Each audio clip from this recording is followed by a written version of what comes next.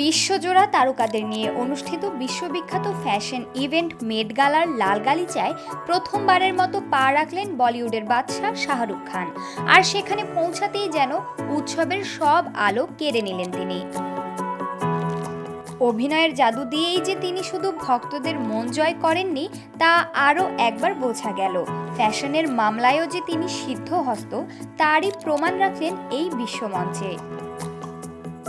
মেট গালার থিমকে প্রাধান্য দিয়ে অভিজাত এবং অভিনব কায়দায় হাজির হন বলিউড অভিনেতা। গায়ে ছিল ভারতের বিখ্যাত ডিজাইনার সব্যসাচী মুখার্জির নকশা করা কালো রাজকীয় পোশাক, গলায় চেন আর গয়না, হাতে ঝকঝকে ছড়ি, সব মিলিয়ে যেন মোহময় এক উপস্থাপনা। সোমবার রাতে নিউ ইয়র্কে অনুষ্ঠিত হলো ফ্যাশন জগতের সবচেয়ে মর্যাদাপূর্ণ অনুষ্ঠান মেট গালা।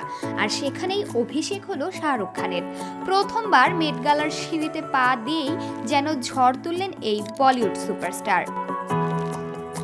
পোশাক, গয়না, ভঙ্গিমা সবকিছুতেই ছিল অনবদ্য সৌন্দর্য আর আত্মবিশ্বাসের ছাপ।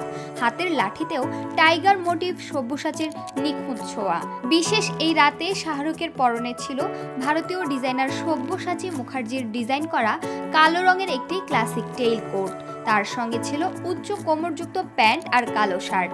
পুরো পোশাকেই ছিল সূক্ষ্ম কারুকাজ, যার প্রতিটি সেলাইয়ে যেন মিশেছিল রাজকীয় ঐতিহ্য আর আধুনিকতার সংমিশ্রণ। শুধু পোশাকেই নয়, গয়নাতেও ছিল আভিজাত্যের ছাপ। গলায় একাধিক স্তরে গয়না, যার কেন্দ্রে ছিল একটি বড় আকৃতির কে অক্ষরের পেন্ডেন্ট। সম্ভবত এটা কিং খানের উপাধির প্রতীক।